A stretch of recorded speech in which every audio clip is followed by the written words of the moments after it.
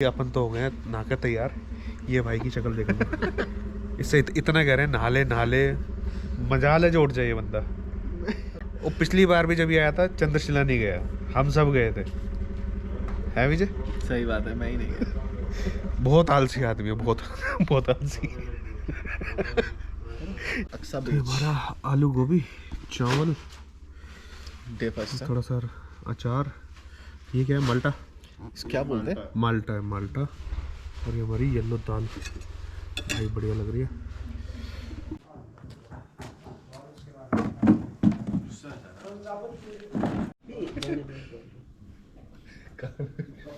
टोपी का ये फायदा है, इसमें पानी रखो, इसमें ना वो भी रखो, केजरीवाल यहाँ चलान करेंगे।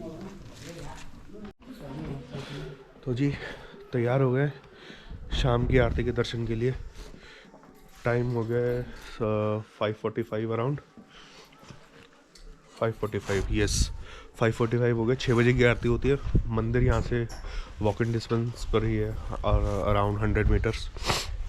तो अभी अपन लोग जा रहे हैं दर्शन करने शाम की आरती के लिए। So this is the place where we are staying today, Nirvana resort and wedding point. तो प्रॉपर्टी अच्छी है और अंकल अंदर है। खाना अच्छा बनाते हैं अंकल ने काफ़ी अच्छा खाना बनाया। तो चलते हैं ज़रा मंदिर दर्शन करके आते हैं। अगर पॉसिबल हुआ तो वहाँ का कैप्चर करेंगे। अंदर वैसे तो जनरली मंदिर में अलाउड होता नहीं है, बट देखते हैं, लेट्स सी। चलो मिलते हैं मंदिर पर। तो जी ये है मंदिर का गेट, एंट्रेंस। चलते हैं यहाँ से बाबा के मंदिर।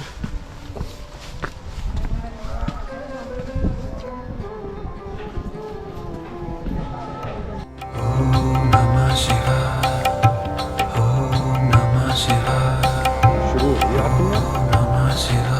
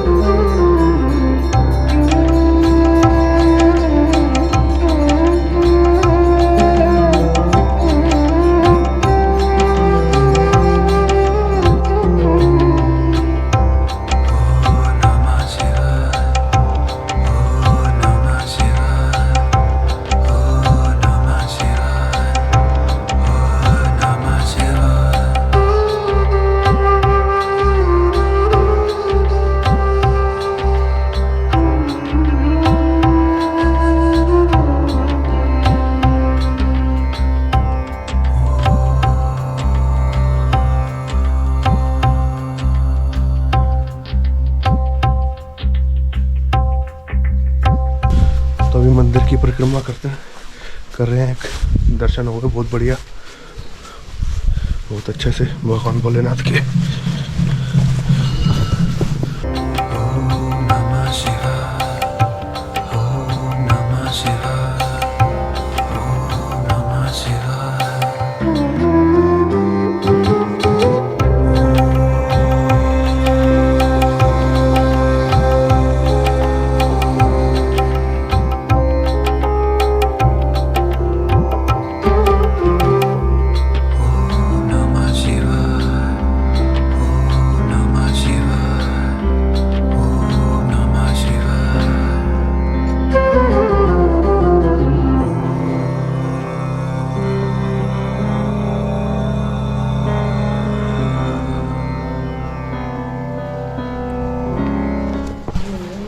फाइनली दर्शन हो गए बाबा भोलेनाथ के मक्कू मठ स्थित उनके शीतकालीन आवास में।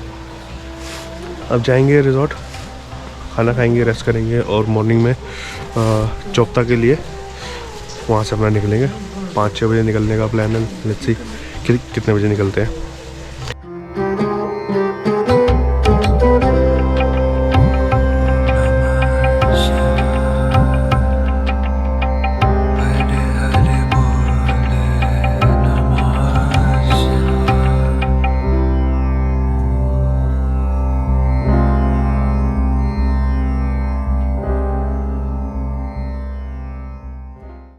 सो बेसिकली दर्शन करके हम आ गए हैं मक्कू मठ धाम से, और वी आर लकी इनफ कि हमें जो वहाँ पर पंडित जी मिले थे जिन्होंने हमारी पूजा कराई थी, हम कोइंसिडेंटली उन्हीं के रिजॉर्ट में आज स्टे कर रहे हैं। तो जब हम यहाँ पर पहुँचे हैं तो हमें वो पंडित जी यहीं पर मिल गए। सबसे पहले तो मैं आपका यहाँ पे ये भगवान तुंगनाथ की जो ये शीतकालीन गद्दी स्थल है, मक्कू मठ है, तो मैं यहाँ पे आपका हार्दिक स्वागत करता हूँ।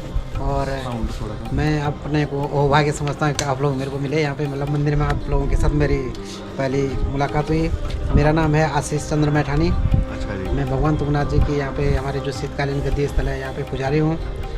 तो आगे आप कुछ बोलना चाह रहे हैं? सो बेसिकली वो पंडित जी, अब हालांकि हमें ज़्यादा कुछ पता नहीं है, बस ये है कि भगवान भोलेनाथ के भक्त हैं। और थोड़ा सा ये है कि ये पता है कि शीतकाल में 6 महीने के लिए बाबा की सर यहाँ पे जो यहाँ यहाँ पे हमारे उत्तराखंड में है पंच केदार। ठीक है सर। जो पहला केदारनाथ है जो वो है अपना केदारनाथ धाम। ठीक है सर। उसके बाद जो द्वितीय है वो है मद महेश्वर धाम। तृतीय है जो यहाँ पे है तुंगनाथ। तुंगनाथ का मतलब होता है, तुंग मतलब होता है कि शिखर, ठीक है, पीक।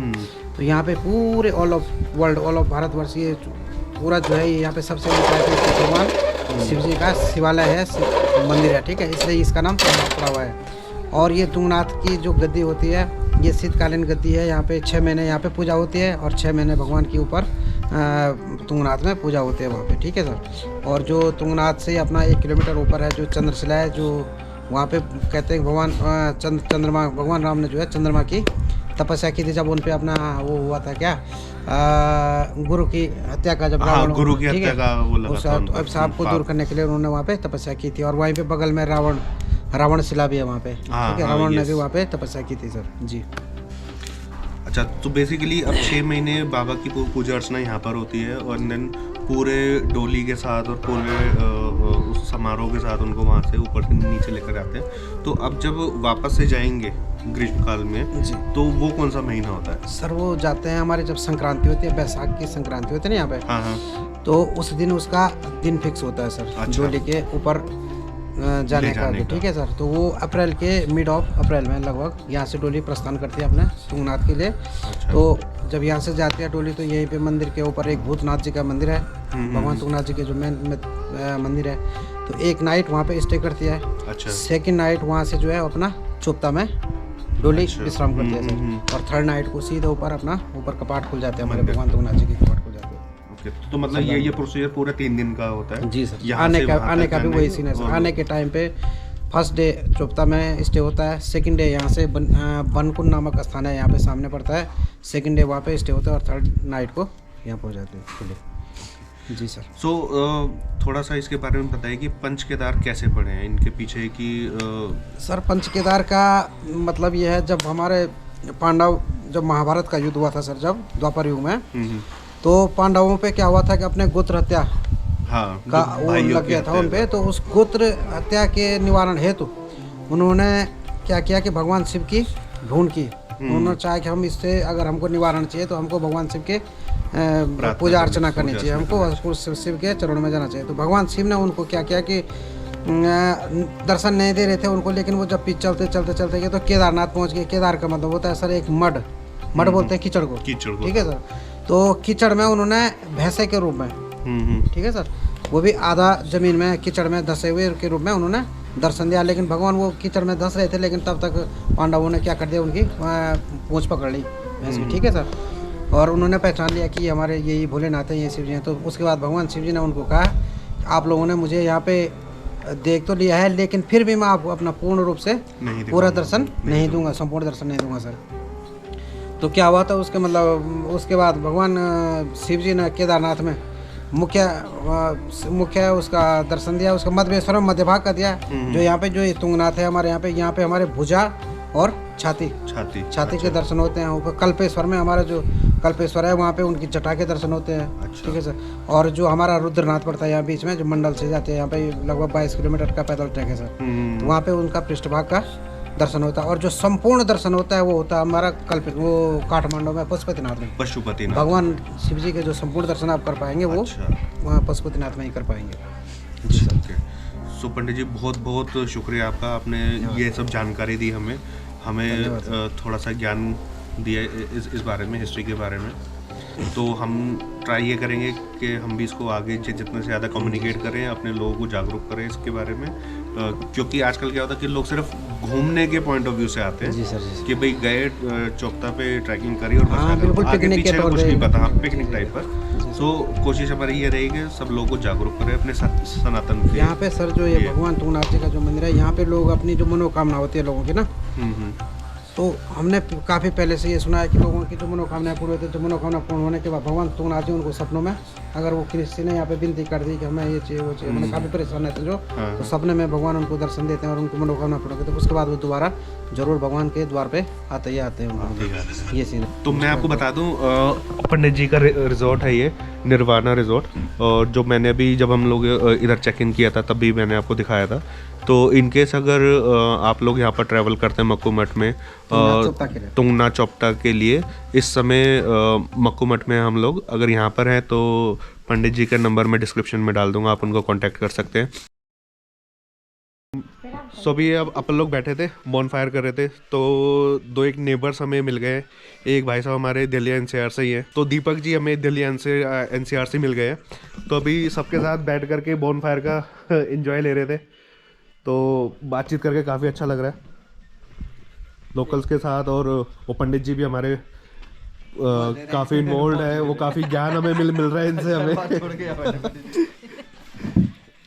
यहाँ पे हमारे विवेक, हाँ विवेक जी भी हैं। ये यहाँ पर बैंक में ही है, जो गांव वाला जो बैंक है इसके अंदर। ये इससे पहले मुंबई में थे पोस्टेड, और ऑन डिमांड इन्होंने मुंबई से यहाँ पर ट्रांसफर लिया है, just to enjoy this nature and beautiful things. इसके बाद इनकी डिमांड दुबई की है। हो जाएगी पूरी होगी डेफिनेटली। आपने सही बोला।